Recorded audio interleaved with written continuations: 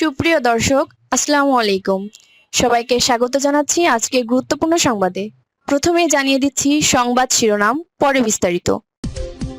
আজকের আলোচনা শুরু করছি এক বিস্ফোরক রিপোর্ট দিয়ে।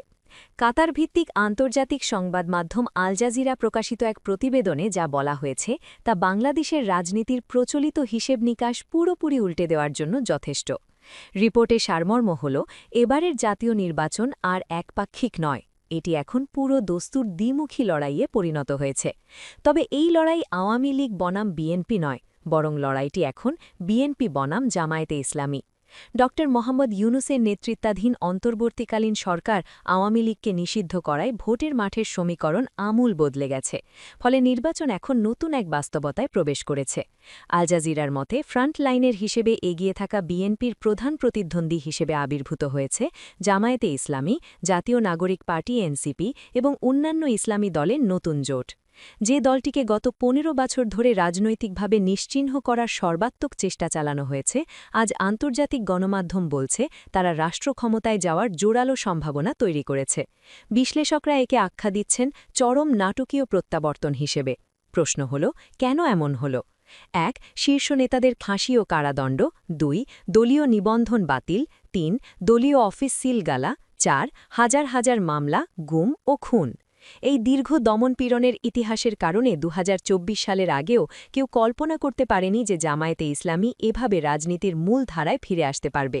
কিন্তু আল জাজিরার রিপোর্ট বলছে, বিগত ১.৫ দশকের এই নিপীড়নই উল্টোভাবে তাদের প্রতি জনগণের সহানুভূতি বাড়িয়ে দিয়েছে। মানুষ এখন আর তাদের অপরাধী হিসেবে দেখছে না, বরং ভিকটিম এবং লড়াকু রাজনৈতিক শক্তি হিসেবে দেখছে।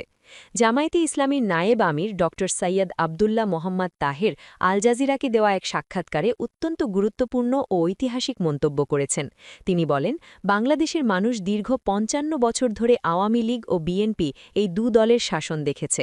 এখন তারা নতুন একটি রাজনৈতিক শক্তিকে ক্ষমতায় দেখতে চায়। এই ৫৫ বছরের চক্র কি ভাঙবে?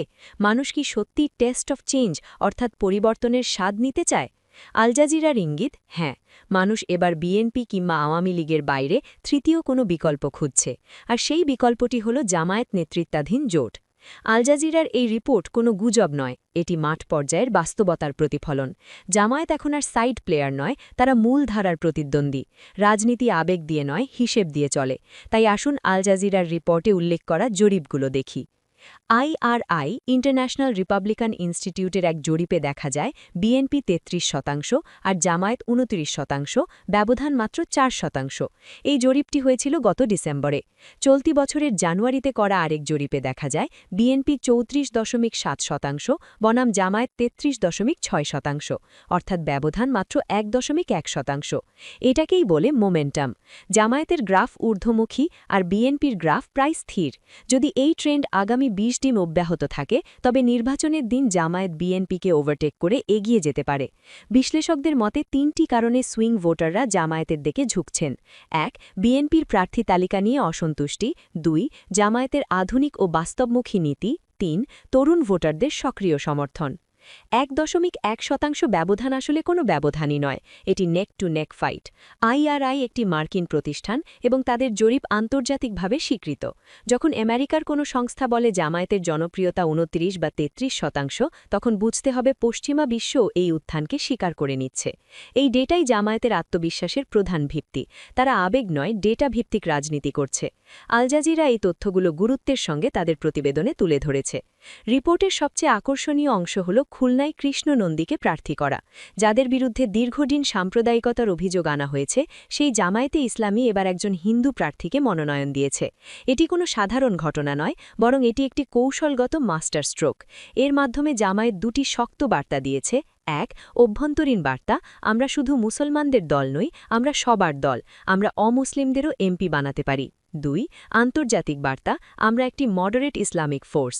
খুলনার মতো গুরুত্বপূর্ণ আসনে হিন্দু প্রার্থী দেওয়া প্রমাণ করে জামায়াত তাদের ইমেজ সংকট কাটাতে এবং সংখ্যালঘু ভোট ব্যাংক টানতে কতটা সিরিয়াস। আল জাজিরা লিখেছে, Jamaat presents itself as a moderate Islamic force. এই রিব্র্যান্ডিং ছিল অত্যন্ত জরুরি। ১৯৭১-এর ব্যাগেজ ঝেড়ে ফেলে জামায়াত এখন ২০২৬ সালের আধুনিক রাজনৈতিক দল হিসেবে নিজেকে তুলে ধরতে চাইছে। কৃষ্ণনন্দীর মনোনয়ন সেই রিব্র্যান্ডিংয়েরই অংশ। এটি অমুসলিম ভোটারদের আশ্বস্ত করবে এবং ভারতের মতো প্রতিবেশী রাষ্ট্রের কাছেও ইতিবাচক বার্তা পাঠাবে। জামায়াত প্রমাণ করতে চাইছে রাষ্ট্র পরিচালনায় নাগরিকদের ধর্ম পরিচয় নয়, যোগ্যতাই মূল বিবেচ্য হবে। যদি কৃষ্ণনন্দী বিজয়ী হন তবে এটি হবে বাংলাদেশের রাজনীতির ইতিহাসে এক ঐতিহাসিক প্যারাডাইম শিফট। এতদিন আওয়ামী লীগ সংখ্যালঘু নির্যাতনের ভয় দেখিয়ে ভোট আদায় করত। জামায়াত সেই ভয়ভিত্তিক রাজনীতির কৌশল ভেঙে দিয়েছে।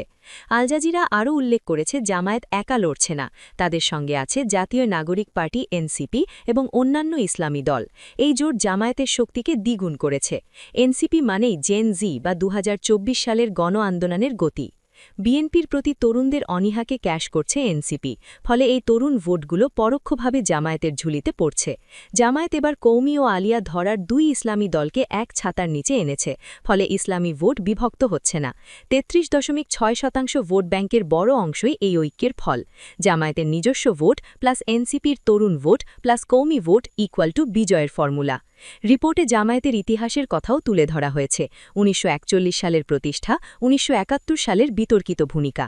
তবে রিপোর্ট বলছে বর্তমান নেতারা দাবি করছেন বিগত ১.৫ দশকের নিপীড়ন জনগণের সহানুভূতি বাড়িয়েছে। মানুষ অতীত নয়, ভবিষ্যৎ চায়। ৫৫ বছর ধরে আওয়ামী লীগ ও বিএনপির সংঘাতমুখর রাজনীতি দেখে মানুষ ক্লান্ত। তারা এখন দেখতে চায় জামায়াত কী ডেলিভার করতে পারে: অর্থনৈতিক পরিকল্পনা, সুশাসন, স্বচ্ছতা ও টিমওয়ার্ক। যদি জামায়াত ক্ষমতায় আসে তবে এটি হবে বাংলাদেশের ইতিহাসে প্রথমবার আওয়ামী লীগ ও বিএনপির বাইরে কোনো দলের সরকার গঠন। এটি হবে প্রকৃত তৃতীয় শক্তির উত্থান। আল জাজিরা প্রশ্ন রেখেছে, would it lead the country next? জরিপ ও মাঠের বাস্তবতা বলছে সম্ভাবনা প্রবল। বিএনপি কি সহজে ছেড়ে দেবে? না, শেষ মুহূর্তে তারা সর্বশক্তি প্রয়োগ করছে। গতকালও জামায়াত আমিরের এলাকায় নারীদের ওপর হামলার অভিযোগ উঠেছে, কিন্তু মাত্র ১.১% ব্যবধান ঘোচানো এখন বিএনপির জন্য পাহাড় সম চ্যালেঞ্জ। রিপোর্টের শেষ অংশে বলা হয়েছে, মিডিয়ায় যা আসছে তা বরফখণ্ডের চূড়া মাত্র। আমাদের ইনসাইড সোর্স এবং বিশ্লেষকদের মতে শুধু মিডিয়া নয়, আইআরআই, ভারতের গোয়েন্দা সংস্থার এমনকি আমাদের ডিজিএফআইও সবাই একই রিপোর্ট নিয়ে কাজ করছে। ২০২৬ সালে সরকার গঠন করতে যাচ্ছে জামায়াতে ইসলামী। সবচেয়ে ভয়ঙ্কর তথ্য হল এই রিপোর্ট বিএনপির হাতেও আছে। তাদের নিজস্ব রিসার্চ সেল মাঠ পর্যায়ের যে ডেটা এনেছে তা দেখে গুলশানের নীতি নির্ধারকদের কপালে ভাঁজ পড়েছে।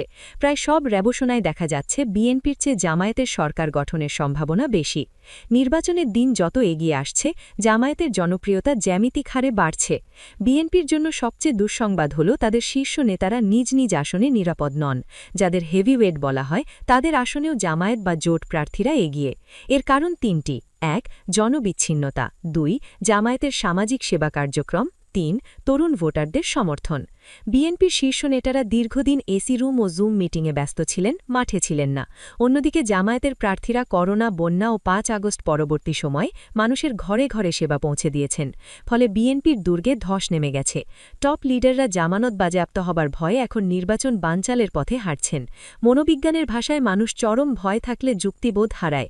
বিএনপি এখন সেই প্যানিক মোডে আছে। তারা ইসি ঘেরাও করছে, পোস্টাল ব্যালট নিয়ে গুজব ছড়াচ্ছে, এমনকি ২২ জন বিদেশি নাগরিককে মনোনয়ন দিয়ে আত্মঘাতী সিদ্ধান্ত নিচ্ছে।